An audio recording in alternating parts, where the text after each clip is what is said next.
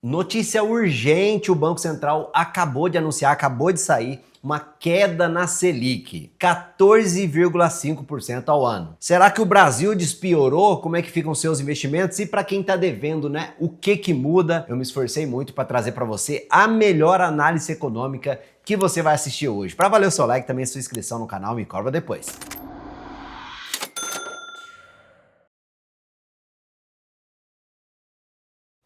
Em poucas horas de diferença, dois bancos centrais decidiram mexer nas coisas que impactam o seu bolso, meu amigo. Hoje foi conhecida como a Super Quarta, Bruno. Explica pra todo mundo aí o que é. A Super Quarta? Super Wednesday. Super Wednesday.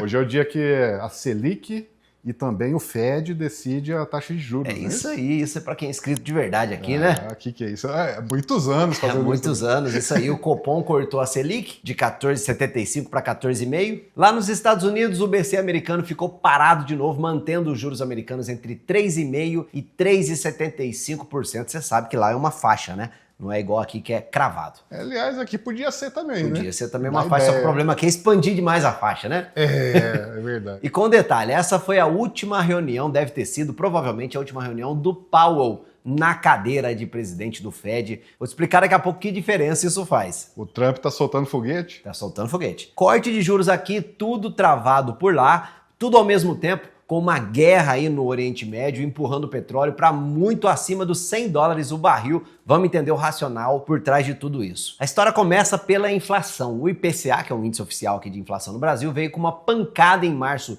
subiu 0,88%. Veio acima até do que o mercado estava esperando, né? E o vilão, sabe qual foi, Brunão? Combustíveis, a gente vai falar já também. Tá pegando, né? Isso aí. Olha aí no gráfico na tela como a gente vem aumentando a inflação mês a mês, o que leva para uma situação muito ruim. Olha aí, ó. O acumulado de 12 meses ficou em 4,14%. Pra você ter uma ideia do que isso significa, o teto da meta do Banco Central é 4,5%, a gente está encostando no teto, então a gente ainda está passando na recuperação, certo, Bruno? Mais ou menos, né? Porque o mercado já está esperando que a inflação desse ano feche em 4,86%, ou seja, vai estourar a meta. Não vai dar. Não vai dar, exatamente. Daí vem a questão. Se a perspectiva de inflação piorou, por que cacetas a gente está baixando os juros agora, né? Pois é, boa pergunta. Se pelo menos os gringos estivessem baixando também, mas não é o caso. Qual que é a lógica aqui? Puxa a cadeira aí que eu vou te explicar. O argumento técnico é que mesmo cortando o juro real continua sendo exatamente alto, ou seja, o quanto que você realmente ganha investindo num Tesouro Selic descontado a inflação. Querendo ou não, a gente ainda está na casa de 10% de ganho de verdade, sem tirar a bunda do sofá, ou seja, o BC ainda está apertando a economia. Essa queda de hoje seria mais como uma calibragem, não um afrouxamento em si. O Galípolo lá, o presidente do BC, está dizendo assim, olha, eu posso tirar um pouco do aperto, mas eu ainda estou apertando forte. Lá ele, né? Mas, meu amigo, tem dois pontos aqui, ó. Uma é que a promessa de corte já estava feita antes da guerra no Oriente Médio, né? Promessa, ou talvez uma expectativa, né? Vamos colocar aqui. E aí fica mais difícil voltar atrás, mesmo com o mundo mudando. E claro, tem uma pressão política gigante, né? Para o BC começar a cortar. O Lula, inclusive, passou 2024 e 2025 inteirinho atacando o Campos Neto publicamente, por causa do juro alto. O Trump também. Exatamente, vamos falar disso. O Galípolo é nomeado pelo Lula, que obviamente não colocou o cara lá na presidência para ele manter ou aumentar a Selic, mas foi o que ele fez. Então tem um custo político, né? Tem uma janela política ali, lembre-se você, estamos em ano eleitoral, o governo precisa de juro mais baixo para a economia acelerar, e o BC, mesmo sendo formalmente independente, ele sabe disso. Os Estados Unidos estão parados entre 3,5 e 3,75, a gente passou de 4,75 para 4,5. O diferencial de juros entre Brasil e Estados Unidos ainda é gigantesco e ainda bem pra gente, né, que ganha em reais. Sabe por quê? Porque isso atrai dinheiro estrangeiro para o Brasil, chamado carry trade, e foi exatamente isso que derrubou o dólar para menos de R$5. O pessoal faz o seguinte, pega dinheiro emprestado lá na gringa com taxa baixa e investe aqui no Brasil em Selic pornográfica aqui, né, embolsando aí a diferença. Sem pôr a mão no bolso, né? É isso aí, a chuva de dólares significa real fortalecido. É estranho falar essa palavra, Exato. Né? Real fortalecido. É, então que loucura, né? Com o dólar caindo, a inflação importada cai junto, principalmente em alimentos eletrônicos, commodities cotadas em dólar, ou seja, o BC tá tirando vantagem do diferencial de juros para cortar um pouquinho ali a Selic, sem deixar o real desvalorizar. Se o Fed cortasse junto, o real ia perder força, né? O dólar subiria e a inflação aqui subiria mais ainda, ou seja, o Powell parado, lá ele de novo, isso ficou ruim, né? É o que dá oxigênio pro Galípolo cortar. Parece contraintuitivo, mas é assim que funciona. Resumindo a lógica honestamente para você, ó, o Copom tá cortando agora porque, ó, vamos lá, o juro real continua absurdamente alto, mesmo cortando. O cenário externo do Fed parado e o petróleo caro tá beneficiando o real, a gente vai falar mais de petróleo já já. Tem pressão política para começar o ciclo de corte. E eles preferem cortar pouco e devagar do que ficar parado e parecer que não está fazendo nada. É um corte, eu diria, mais simbólico e estratégico do que macroeconômico. Por isso que é só 0,25 e não 0,5, não 0,5% como o mercado previa antes. Olha aí na curva verde escura, essa caindo aqui no gráfico, essas eram as apostas de queda de 0,5% hoje, feitas desde o começo do ano. Tá vendo como a probabilidade caiu muito? E olha essa outra curva aqui, cor de cocô subindo aqui, a cor de burro, quando foge, sei lá como é que chama isso aqui, como foi aumentando a probabilidade de corte de 0,25% só. Se você tá perguntando que odds que são essas aqui, seria uma bet, Bruno? Não é? Não, são as opções de Copom, dá para você apostar legalmente no mercado financeiro, e o próprio mercado financeiro, por meio da CVM, baniu a Polymarket, né, de predições aqui no Brasil. Faz o teste aí, coloca no seu navegador essa palavra que eu vou ficar evitando repetir, coloca aí no seu navegador e dá um enter pra você ver o que acontece. E volta aqui depois pra você me dizer como é que você se sente vivendo num país democrático que o governo dita qual site funciona ou não. É porque os jornalistas também estavam usando como índice, né, para eleição, né? Os jornalistas? Os jornalistas estavam usando, porque... Aqui no Brasil? É, as apostas são mais confiáveis que os índices de verdade. Pode ser. Faz sentido, hein? Mas voltemos, senão a gente fica louco aqui, ó. O fato é, se a guerra escalar mais ou se o Fed começar a sinalizar aperto em vez de afrouxamento, esse plano aí de corte gradual vai desmontar rapidinho. É um equilíbrio frágil. Mas falando no que mais pesou em março, né, na inflação, que foi o combustível. Gasolina subiu 4% no mês, mais de 4%, né? E o diesel disparou perto de 14%, e isso aconteceu por uma razão só que você sabe, a guerra no Oriente Médio. O que está acontecendo lá? Os produtores, né, em meio ao cerco lá do Estreito de Hormuz, não conseguem desovar a produção. Alguns até pararam de produzir. Os Emirados até saíram da OPEP, né, o cartel dos países produtores, né, Bruno? Porque combinar preço, fazer cartel não é proibido pelos governos? Sim, não é? Desde que, exceto, né, se o cartel for feito pelos governos. Cadê o CAD mundial quando mais precisa dele? Ou do Celso Russomano da ONU? Cadê ele? Não existe. E nessa, o Brent, que é uma referência internacional do barril de petróleo, voltou a passar dos $100 nessa semana e agora já passa de 110. O Banco Mundial chamou isso de um maior choque de oferta de petróleo já registrado, meu amigo. E a previsão é que os preços de energia subam quase 24% nesse ano, o maior salto desde a invasão da Ucrânia pela Rússia. Antes de a gente falar sobre você que está devendo ou investindo, vamos ver os impactos lá fora e aqui. Esse choque do petróleo, ele bateu com força também lá nos Estados Unidos. Olha aí o Trump dando tiro no pé, ó. Pelo menos nesse aspecto, né?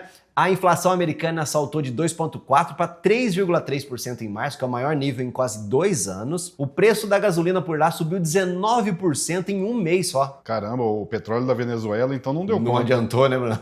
E mesmo os Estados Unidos hoje, eles são muito fortes na fabricação, né, cara? Mesmo assim. E aí o Powell, presidente do Fed, o que ele fez? Ele fez o que tinha que fazer. Ficou parado. Olha aí como o político é igual no mundo todo, né? Que o Bruno tinha falado. O Trump, que é desafeto declarado do Powell queria juros mais baixos a qualquer custo. Agora vai cortar o Powell. Vai cortar o Powell. Lá ele, Bruno, lá ele. Inclusive abriu uma investigação criminal contra o Powell por causa de uma reforma no prédio do Fed, olha aí. E essa investigação só foi encerrada nessa semana, aliás, semana passada. Tava de olho no Powell. Tava de olho no Powell, hoje tá, hein? E a reunião de hoje deve ter sido a última desse cara aí, vou evitar falar para evitar os trocadilhos, no comando, porque o mandato dele termina agora no dia 15 de maio. O substituto deve ser o Kevin Warsh, que foi indicado pelo Trump em janeiro desse ano. O Warsh já foi diretor lá do Fed na crise financeira de 2008 e ele jura de dedinho ali que ele vai ser independente e que não vai ser um fantoche do laranjão coisíssima nenhuma. Tá bom. Eu já não gostei do nome porque não dá o trocadilho. É verdade. Mas o Trump disse de boca cheia que ele vai ficar decepcionado se o Warsh não cortar os juros assim que ele sentar na cadeira. Ou seja, você não precisa ser economista para você entender o recado, né? Pressão política em cima do Banco Central americano para cortar juros no meio de uma guerra que está empurrando a inflação para cima, que é o tipo de negócio que não costuma funcionar e mexe com câmbio, mexe com bolsa, com o preço de tudo no mundo inteiro, inclusive aqui no Brasil também. E vamos falar disso agora. E cá em terras brasilâneas, a história é parecida, mas com lados bons e ruins. Vamos começar pelo bom para quebrar aqui o paradigma. Bora lá. O lado bom é que o Brasil é exportador de petróleo, então petróleo caro lá fora ajuda a Petrobras e ajuda a entrar dólar aqui no país. Tanto que o dólar caiu para 4,98 ontem, né? Está nos níveis mais baixos em 2 anos. A Petrobras fica aí no meio do jogo, né? De um lado, ela é usada politicamente para segurar os preços na bomba e ela repassa, mas repassa só um pouquinho, né? Ela repassa o que ela consegue repassar. Na verdade, repassa o que o acionista controlador deixa, que é o governo, né? Isso que ela pode, né? Mas ela segue enchendo o cofre de dólares do outro lado, exportando óleo cru. Olha aí no Investidor 10, a gente vê a alegria, Bruno, de quem comprou PET 3. R$1.000 nela há 6 meses, hoje daria 1.710, 71% de valorização. É pouco para você? Acho isso pouco. O lado ruim é que a inflação por aqui também está subindo junto, principalmente em combustível. Mas mesmo a gente não comendo petróleo, dessa vez ninguém fez essa coisa, né? Quando o dólar sobe, vinha um espertão dizer que a gente não come dólar. Mas a gente come petróleo, sim, indiretamente no preço dos alimentos, né? E também até na construção, sabe como, não? Olha aí o INCC, que é a inflação de construção. Pausa a tela aí pra você ver como ela vinha em queda, mas voltou a subir forte em abril. E o que tem a ver a construção com o petróleo, hein? Transporte, não é? Isso. Transporte, né? Que tudo aqui no Brasil roda de caminhão a diesel, mas também nos custos de material de construção. Não esqueça você que o que você está usando aí, seu celular, e no caso das construções, PVC, plástico, tudo vem do óleo negro, meu amigo. Suquinho de dinossauro. O Serjão do Foguete disse que não é suco de dinossauro, mas pra gente parar de fazer essas piadinhas, infelizmente. E o Copom decidiu cortar 0,25 ponto agora porque o mercado tá apostando que no fim desse ano a Selic não vai mais estar em 12,5%. A aposta da vez é em 13%. Então, a guerra empacou os planos. E aí entra a parte agora que mexe no seu bolso de verdade, tá bom? Pra valer o seu like, sua inscrição no canal. Não te falei que valia a pena? Me liga o sininho aí, isso aí, liga o sininho, senão você perde os nossos vídeos. Então, antes de olhar os investimentos, vamos ver pra você que tá do outro lado do balcão aí, devendo ou querendo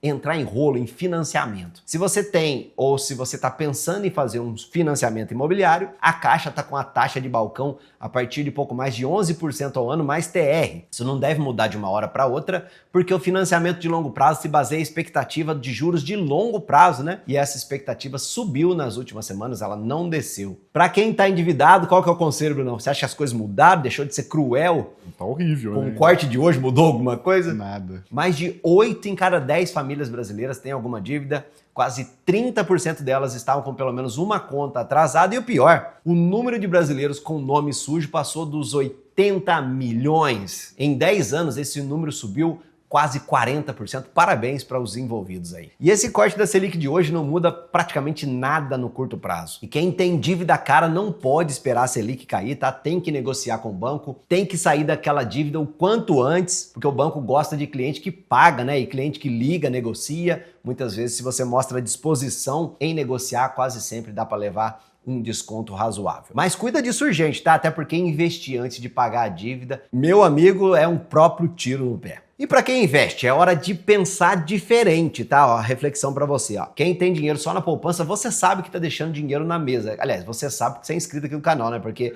a maioria do brasileiro ainda tá na velha e nada boa poupança, lamentavelmente. Eu fiz até uma simulação aqui, ó. R$10.000 na poupança nos últimos 10 anos, você teria R$18.000. No Tesouro Selic seriam 24.500 e mesmo se você considerar o imposto de renda, é muito mais rendimento, meu amigo. Isso porque a gente colocou aqui só 10 anos. Imagina o patrimônio muito maior que 10 mil, imagina o tempo muito maior que 10 anos, uma vida inteira nessa porcaria. Podia muito bem estar lá no Tesouro Selic, que é mais seguro, rende mais, porém até se você tem dinheiro além do necessário pro piriri, para as emergências, se você ficar encantado ali com a Selic alta, você também tá perdendo dinheiro, sabe por quê? Olha só, exemplos, né? O Tesouro IPCA ainda tá pagando mais de 7% ao ano acima da inflação em todos os vencimentos no dia de hoje e é um nível altíssimo, tá, meu amigo? Que inclusive pode te permitir ganhos muito maiores do que esse no curto prazo, inclusive, foi o que eu falei nesse vídeo que tá aqui em cima para você ver depois. Claro, né? Tesouro IPCA tem que comprar pensando que você vai levar até o vencimento sempre, diferente do Tesouro Selic, que dá para sacar sem prejuízo a qualquer momento. Só que nem só de renda variável vive o homem, não é isso que diz o versículo? Tem muita gente sossegadona ali na renda fixa, pensando assim, ó, mais de 14% ao ano, meu amigo, daqui eu não saio, daqui ninguém me tira. Quando cair, aí eu mudo, aí eu vou lá para as ações. Champs, né? Como a gente sempre fala aqui, né? Não pense que só a sua mãe colocou filho esperto no mundo não, tá? Supondo que a Selic caia bastante, o que você acha que vai acontecer quando você chegar lá depois? Tarde demais. Você vai tá no mesmo preço? Aliás, já está acontecendo, como a gente viu aqui no caso de Petrobras, né? Claro que a renda fixa alta, o prêmio de não fazer nada segura o risco do cara ir lá e colocar o dinheiro dele na bolsa. Mas quando cair, tenho certeza que você não vai ser o primeiro se você demorar. E a gente está numa anomalia da bolsa, né? No real deveria estar mais baixo. Exato. Isso aí, tá Bolsa recorde, subindo, né? Renda fixa no talo e dólar caindo. Alguém está mentindo, quem que você acha? De qualquer forma, a gente fala muito que não tem a hora da bolsa, a hora da renda fixa, todo dia de diversificar, de fazer uma carteira de investimentos pulverizada aí em vários tipos de ativos, que te permita dormir tranquilo, sabe? Ganhando em qualquer cenário. E o mais importante, que não dependa de chute, de previsão, de achismos, porque isso é aposta, é muito diferente de investir, porque na aposta você precisa estar certo. Enquanto numa carteira bem montada, bem administrada, você já está exposto a esses cenários de alta, ao passo que o seu risco fica muito menor. Então, se você precisa de ajuda com seus investimentos, vai ser um prazer muito grande ter você na minha consultoria CVM, a Lumen. Conta com a gente, link no primeiro comentário. E se você quiser entender esse lance aqui dos ganhos no Tesouro IPCA, é esse vídeo que tem aqui. Vem assistir, eu te vejo do lado de lá, vambora!